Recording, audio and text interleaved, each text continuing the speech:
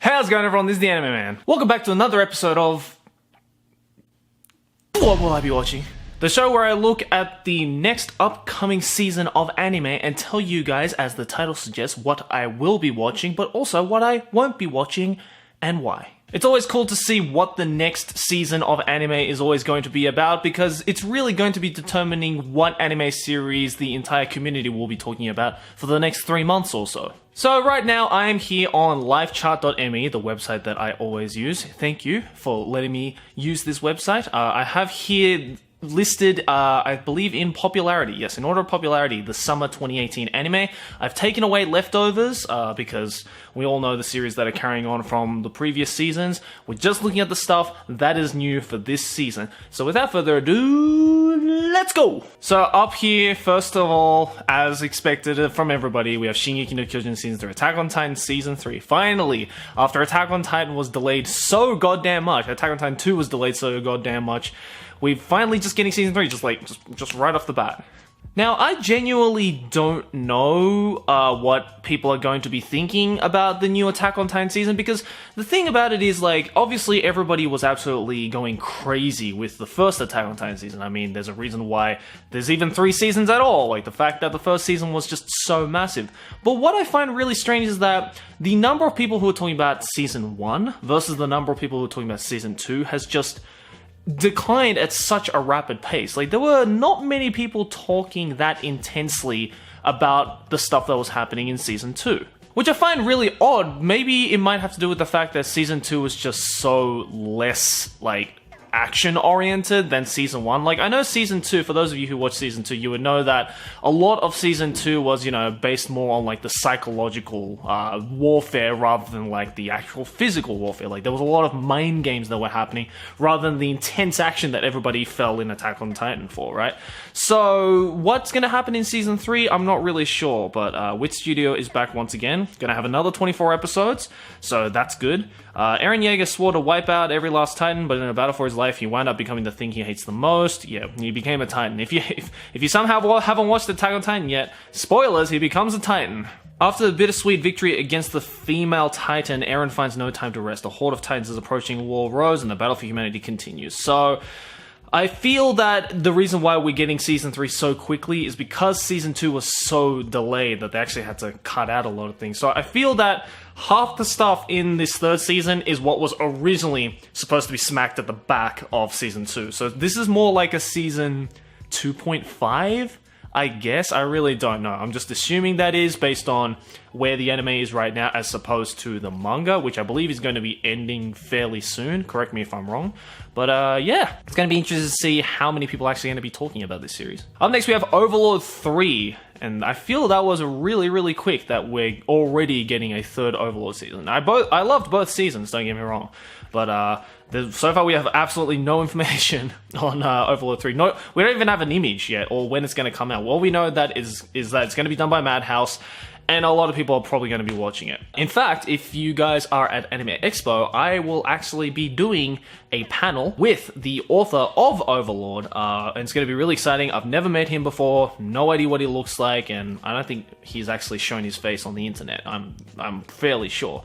But if you guys are going to Anime Expo in Los Angeles, which I believe will be like a week from now, maybe it's already happening by the time this video is up, I'm not too sure. But if it's already, depending on when this video has come out, I will be doing a panel with the Overlord author to kind of talk about the new season, and I believe they're going to be streaming the first episode of the 3rd season at Anime Expo, so that's going to be really exciting to check out. But yeah, not much to say here because we don't have a whole lot of information as of right now, as you can see, but I'm sure it's going to be freaking awesome. Up next we have Isekai Mao to Shoukan Shoujo no Dore Majutsu. You gotta love those long-ass light novel titles. In the MMORPG crossover... Alright, let's just stop right there.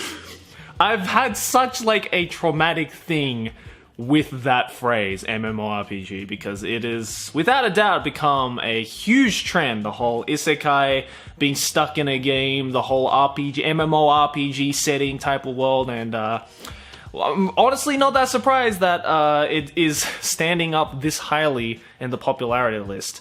But let's just continue and see. See, this might be one that is a little bit different. You never know. In the MMORPG, Cross Reverie Sakamoto Takuma is so powerful that he is lauded as the Demon Lord by other players. One day he is summoned to a world outside his own, but with the same appearance he had in the game. There he meets two girls who both proclaim themselves to be his summoner. They perform an enslavement ritual to turn him into their summon, but that's when Takuma's passive ability, open, closed, square brackets, activates. Instead, it is the girls who become enslaved. Sounds like the start of a hentai. Though Takuma may be the strongest sorcerer there is, he has no idea how to talk with other people. So we're pertaining to the whole otaku culture right there. It is here he makes his choice to act based on his persona from the game. Amazing, but of course I am Diablo. Wow, that's a very original name. The being known and feared as the Demon Lord. So begins a tale of adventure with an earth-shakingly powerful Demon Lord, or at least someone who acts like one, taking on another world. Now, first of all, it's done by a studio I've never heard of before, Ajiador. Don't know if it's going to be good or not. The art style looks interesting. I don't know how it's going to be, honestly, because from just the sound of the synopsis, it sounds like your pretty basic, like, comedy-based, like, MMORPG setting kind of thing, you know? Like, it doesn't sound that, like, unique or interesting. Like, the main character's name's Diablo. He's a demon who's from an MMORPG world, and it's going to be like not a reverse harem, just a harem with all of these girls here. So, am I gonna watch it? Probably not. I don't know, it might prove to be something completely different. Maybe whoever just wrote this synopsis just did a really shitty job. You can never be sure with those kinds of things, so I'll probably check it out, but just based off the synopsis and based off how most of these kinds of shows work, especially in the last couple of years while this MMORPG trend has been going on in the anime community, it's probably going to be something that we will forget by the end of the year. Alright, this one I'm actually kind of excited for, Yuragiso no Yuna-san. Now, I actually did, a few months ago for my monthly otaku collection, I actually did a video highlighting the manga for this, the Yuragiso no Yuna-san, the manga. I'll leave that in the description if you want to check it out. But if you haven't seen that video, I basically said that this is a Shonen Jump manga, ecchi manga, that he's kind of falling into the same realms as, you know, the standard Shonen Jump ecchis like Tolavuru and Ichigo 100%, like all those like super like ecchi based rom-coms. But the level of ecchi in this one, at least in the manga, puts Tolavuru to shame. Like, it is probably the most risque shonen harem series that I have ever read before. So how that is going to be, I guess, translated into an anime is going to be really interesting. I also find it absolutely hilarious that it's going to be done by Studio Zebek, which I believe was the same studio that did Tolavuru. So, coincidence? I don't know. But let's read the synopsis for those of you who don't know what this is about. Homeless and haunted by ghosts, high schooler Kogarashi thinks his luck has finally turned when he finds Yuragiso, a cheap boarding house that was formerly a hot springs inn, now full of super sexy, scantily clad female tenants. Man, even the synopsis doesn't lie about that fact. If Kogarashi can use his spirit abilities to banish the ghost that haunts the inn, he can even live there rent-free. But when the ghost, a beautiful teenage girl named Yuna, appears before him, Kogarashi takes pity on her and is suddenly not so sure about the exorcism. Will he help save Yuna from becoming an evil spirit, and what supernatural secrets do the other borders hold? Now, I've read, I think I've read up to date on this manga. I have at home the first 9 volumes of this manga, and it's a whole ton of fun. Like, there's barely any story involved, but, you know, that's what makes a good harem. Like, you don't need to care about the stories, because the art style is fucking beautiful, the ecchi is nice, it can be a little bit overboard sometimes, but it's still nice. You can't complain about anime tits. And, you know, Studio Zebek did an okay job with the Tolavuru adaptation. I personally didn't really enjoy the Tolavuru adaptation. Like, there's just something about... that's not to say that Studio Zebek is a bad studio or anything like that. Like, they're actually a pretty decent studio. But the thing is, with a lot of these, like, Shonen Jump-based ecchi series, it's...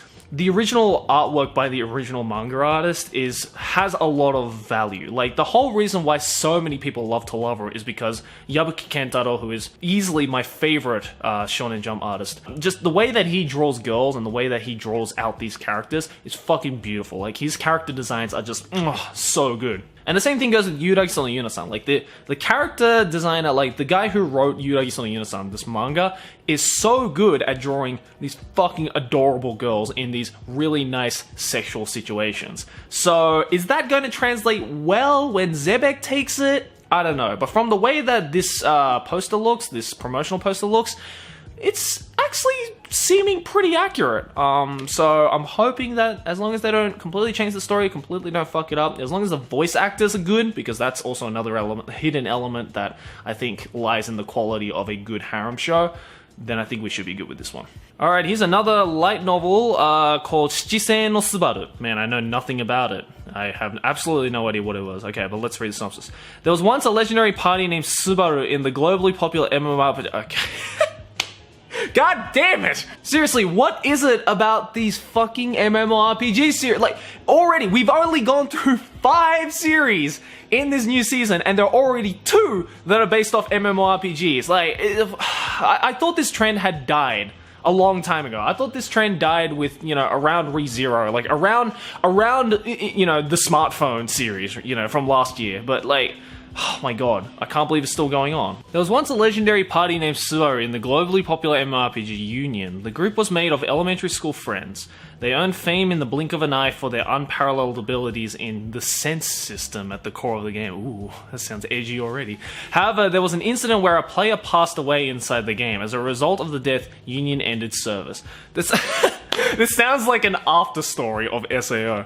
6 years past, Haruto Amor, who was a key member of Subaru, has become a hopeless high school student. His personality has changed and he has no friends or ambition. Oh, God. What is it with all of these, like, fucking dark-ass characters in all of these MMOs, man? Like, I don't get it. A classmate gets him to log into the new Reunion game, and he ends up having a reunion that is hard to believe. Oh, shit.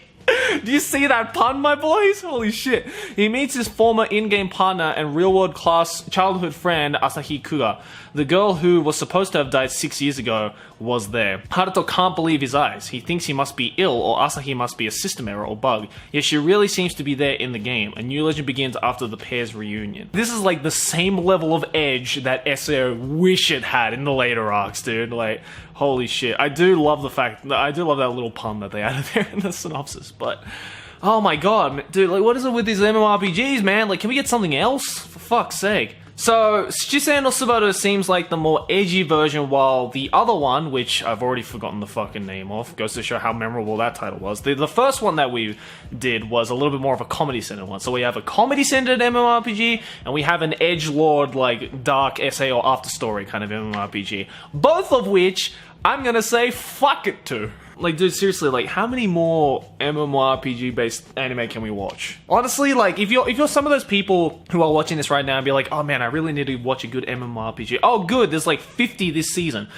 Just don't bother. Honestly, just don't bother. Like, look, it might prove me wrong. Like, people might be watching this in the future after this series comes out and it being really good, and they'll hear me right now and be like, you fucking ignorant bastard, but just from the sound of it, like, it just seems like an anime that I have already seen, like, 5 different times, you know what I mean? Like, it's nothing new to the table anymore, and, like, Studio Lurch, it's like, whatever, dude, I don't get it. I'm probably gonna pass on this one as well. Like, I guess people from the future tell me how it goes, and tell me how probably forgettable it is. Alright, up next we have Satsuriku no Tenshi, and I am so fucking happy that I am seeing these genres right now. Adventure, horror, psychological thriller. We don't get enough good horror psychological thrillers anymore. It's insane, and I'm so happy that there is one this high up on the list. It's done by JC Stuff. Not complaining with that, honestly. Let's read the synopsis. 13-year-old Rachel awakens to find herself trapped in the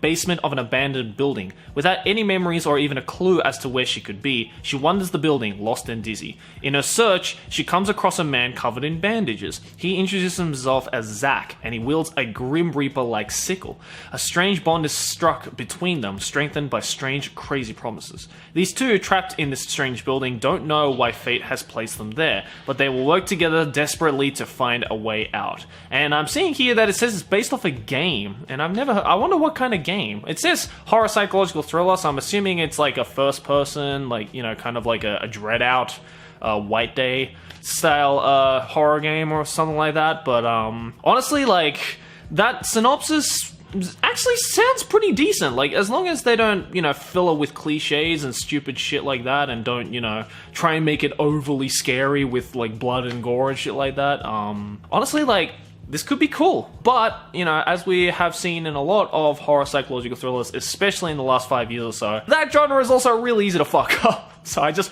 really hope it's not the latter, and I hope that it's something as good as where it is placed right now on the popularity scale. Alright, up next we have Hyakuren no Hao to Seiyaku no Valkyria? Or Walkyria, yeah. So it's just a fantasy harem based off a light novel. Are you telling me that something with a long-ass title like that is based off a light novel? Whoa! Some urban legends are best left untested. Yuto Suo gets more than he bargained for when he joins his childhood friend Mitsuki Shimoya in testing out an urban legend. When he uses his phone to take a picture of himself with the local shrine's divine mirror, he's whisked off into another world. Oh, isekai! I am not even a quarter of a way down this page, and there are already three isekai series. 3 out of 7 isekai series. That's almost half, dude. What is going on? There are a number of series that I saw coming up in this season that looked fucking epic. Like, everybody was saying 2018 is going to be the best season of anime. The one that we're in right now has been the best season of anime in several years, and people are saying, oh dude, the summer season is just going to get even better. But looking at this popularity list,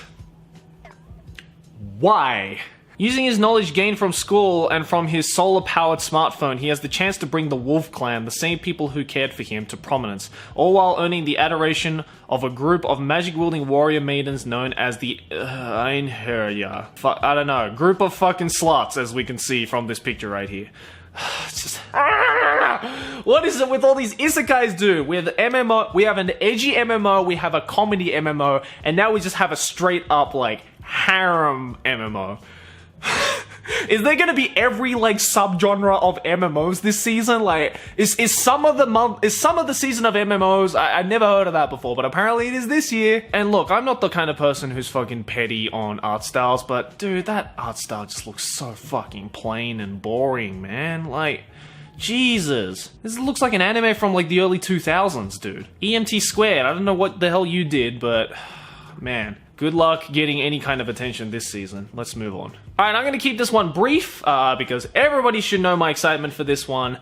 Fully progressive.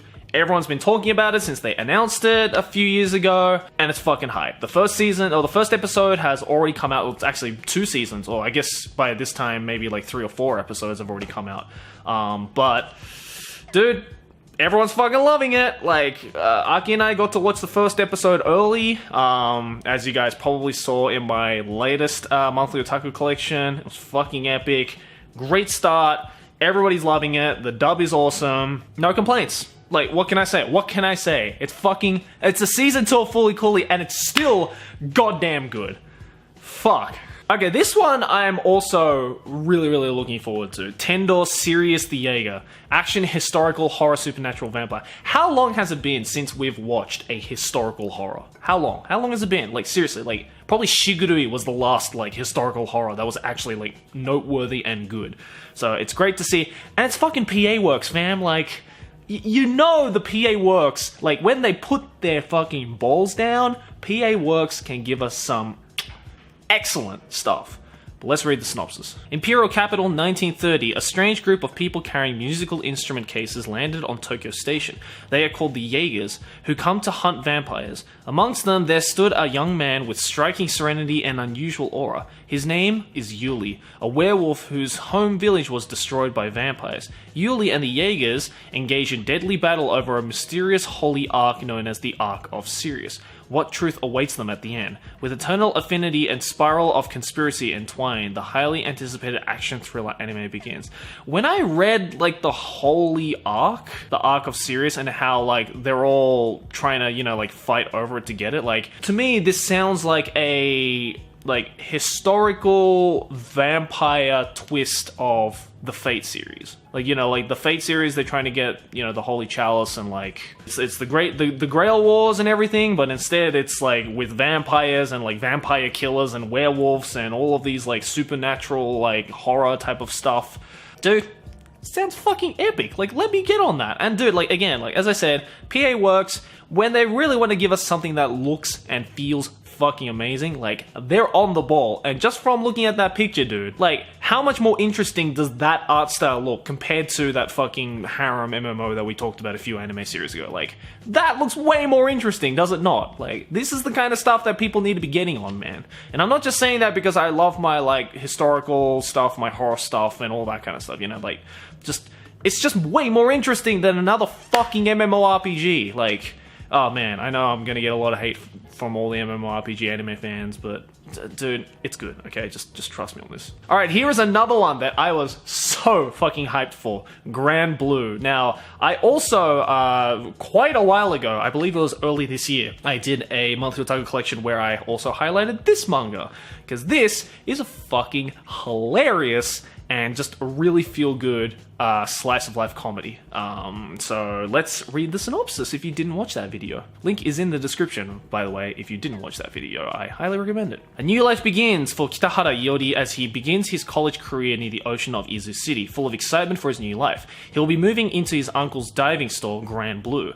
There, he finds the beautiful ocean, beautiful women, and men that love diving and alcohol. Will Iori be able to live his dream college life? Now, there are a number of reasons why I fell in love with this Grand Blue manga, and I'm probably going to fall in love with this Grand Blue anime. One, we all know that anime, especially when it comes to slice of life and comedy and stuff like that, mostly revolves around high school, but this one revolves around college, which we barely ever fucking see. The whole reason why I loved series like Genshiken and Golden Time is because it's based in college, which is an aspect that is not explored enough, in my opinion, when it comes to anime. And the awesome part about it is, Grand Blue is taking that concept of like college life and just basically taking the absolute piss out of it. Like, it is showing you a side of college that not a lot of people like to glorify, but in the case with Grand Blue, it is just pissing all over it. It is taking the piss out of it, it is making fun of it, and it is making it an absolutely hilarious comedy. Reason number two why I'm probably going to enjoy this is because the art style for this is freaking awesome, and I'm hoping that Zero G, if they do maintain the art style, because the art style is very, very important when it comes to these kinds of shock factor slice of life comedy series. If Prison School taught us anything, that, you know, more hyper realistic character designs are actually way more funny, especially when they do way more absurd things, which they do in Grand Blue. So if they keep that up, if Zero G Studios keeps this up in the anime adaptation, then it's going to be lit. And number three, it's just funny, man. Like, I don't know what to tell you. Like, I showed this manga to a friend of mine that didn't go to college at all, and he still thought it was absolutely hilarious. So, I feel that this is going to be, if done right, if the adaptation is done right, it is going to be Comedy of the Year. Don't quote me on that, because a lot of salty people are going to try and call me out on it at the end of the year, so just take that with a grain of salt. Let's move on. Up next we have Island. It's just a drama sci-fi by Feel Studios. Good to see Feel Studios back, based off a visual novel. Alright.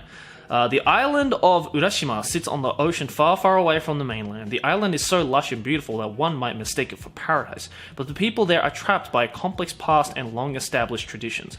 Long since abandoned and all but forgotten by the mainland, the people of the island are ready to give up hope. But then a young man named Setsuna, who calls himself a time traveler, washes up on the island. Setsuna has lost all of his memories except for a certain mission that he must fulfill. On Urashima, he meets three girls, Rinne, Karen, and Sara, and begins to work towards changing the island's future.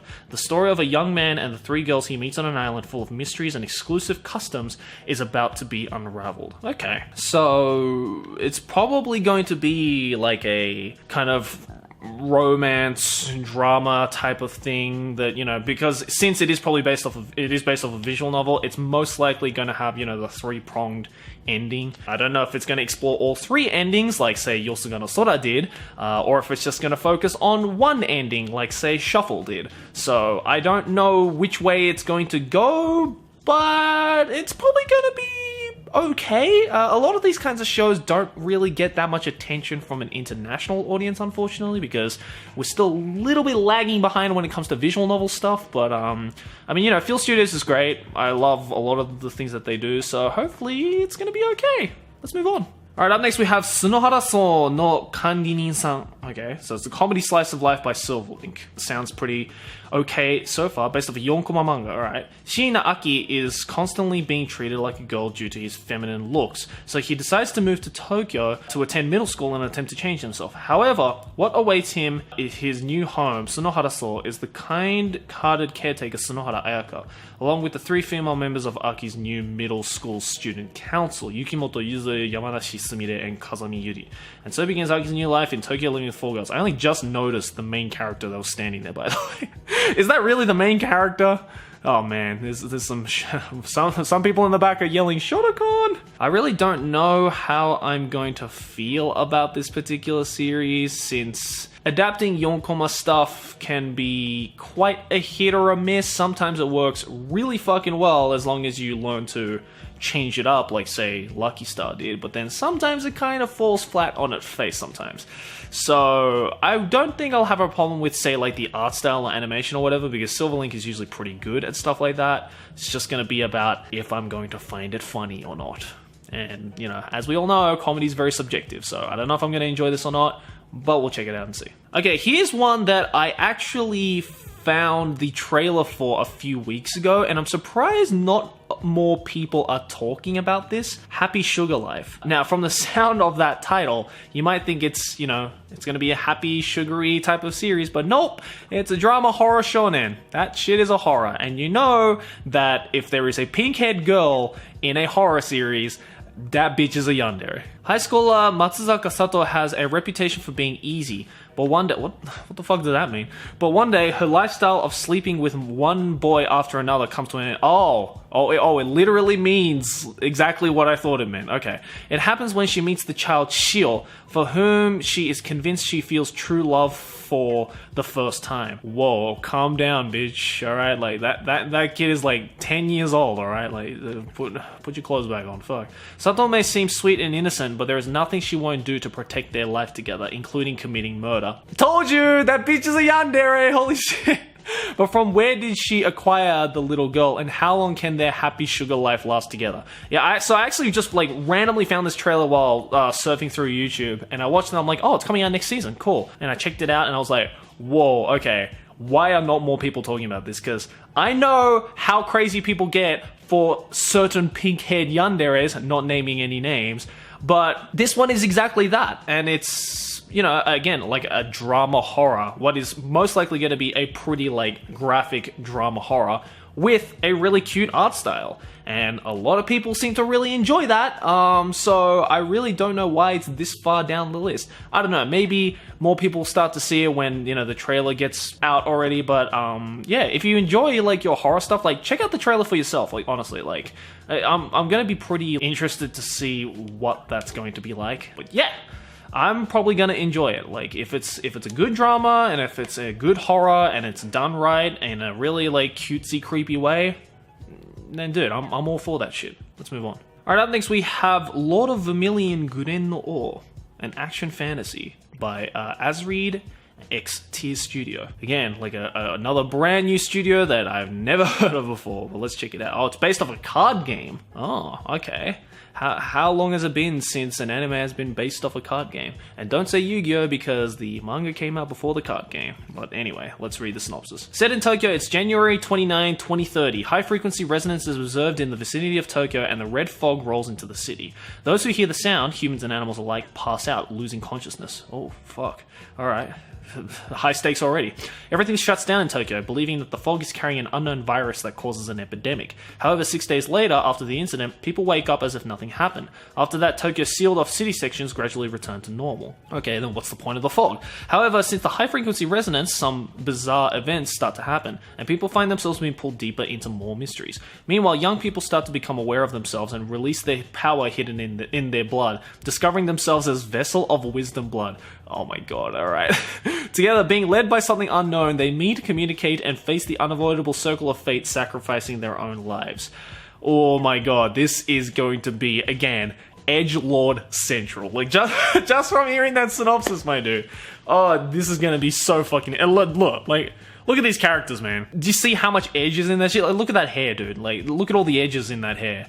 this is going to be one edgelord anime. I have honestly no idea what this is going to be about, especially considering that it's based off a card game. Like, after reading that synopsis, I can't think of a way that cards can be incorporated into that setting. You know what I mean? Like, when they say, like, releasing their inner strengths or whatever, like, I don't expect them to pull out a card and fucking duel or something like that. So, I don't know. Like, this is going to be a weird one. But it might be a kind of, hidden classic. Like, the first time that we heard the synopsis for Hoseki no Kuni, like, everybody was like, what the fuck? This is a weird thing. But then everybody loved it after it came out. So, is it going to be one of those?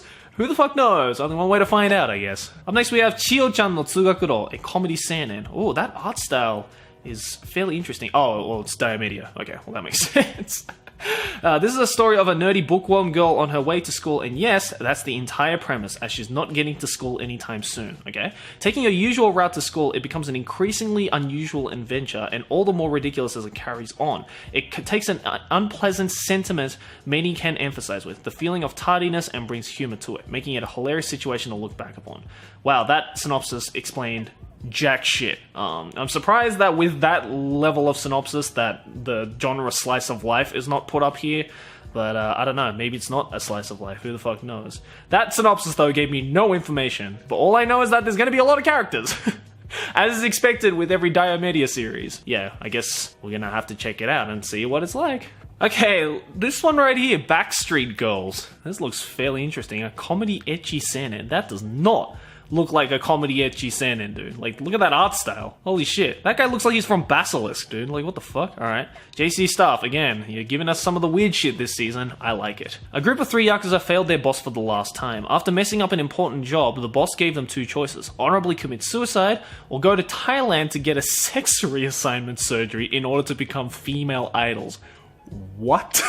After a gruesome year training to become idols, they successfully debut with overwhelming popularity, much to their dismay. This is where their tragedy truly begins. What? That sounds fucking awesome. Are you kidding me? Whoa, I've never heard of anything like that, dude. That is... Whoa, that's so bizarre, man. Whoa. I'm actually gonna check that out. Like, that genuinely sounds really interesting. A comedy ecchi seinen. Like, it's gonna be one of those, like, so bizarre that it's somehow awesome comedies, like, like how like Sekko Boys was like that. Like, it's so, but the concept is so bizarre, but the, I guess, presentation of it was so funny that it just became an awesome series regardless of its weird ass synopsis. It's probably gonna be something like that, I hope, but I'm definitely gonna check it out and see what it's like. Alright, up next we have Harukana Receive, Slice of Life Sports. Okay, from the looks of it, it is a beach volleyball series.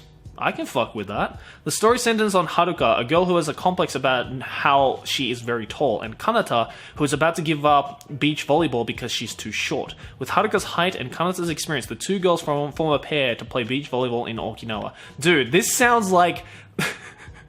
this sounds like the answer to Haikyuu to all the guys and girls who just did not want to watch Haikyuu. Like, who was just like...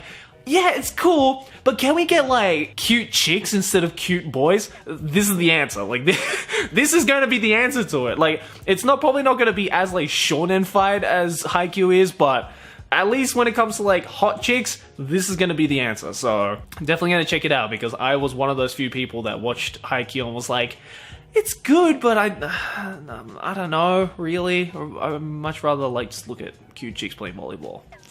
Okay, dude, this one was a one that a lot of people were talking about, Bananafish. If you guys don't know, this is based off a manga from the 80s. This is like wow, this is almost like a 30-year-old manga now. Jesus Christ. I'm surprised though that it says action adventure drama shoujo. I think they should replace shoujo with yaoi, because there's definitely a lot more of a yaoi than it's just a standard shoujo. But a lot of like OG like anime watchers were pretty excited about this when they like released it. They were like, when they released like the news of Bananafish getting an adaptation, they were like, whoa! Like, it was kind of the same reaction when we all found out that Parasite was going to get an adaptation. You know, this is just a very, very old manga that we never thought was going to get an adaptation, and then boom, randomly in, you know, the mid 2010s, they just drop an adaptation of it. But it's going to be done by Mappa, who is usually pretty good at what they do.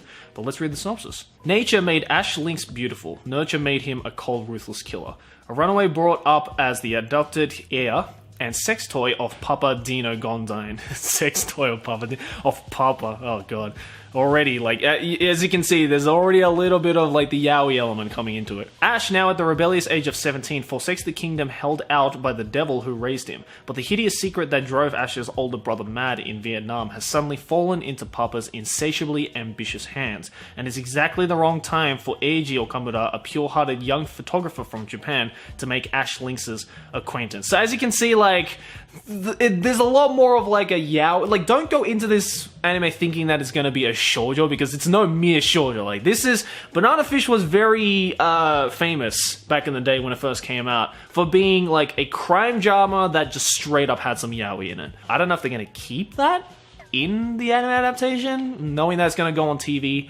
Probably not. Oh, actually, no, it's not going to be on TV. I just realized it says web. So it's not even going to be released, like, on TV. It's gonna be released on Amazon. Oh, for fuck's sake. Why Amazon, dude? At least put it on Netflix. Like, for fuck's sake.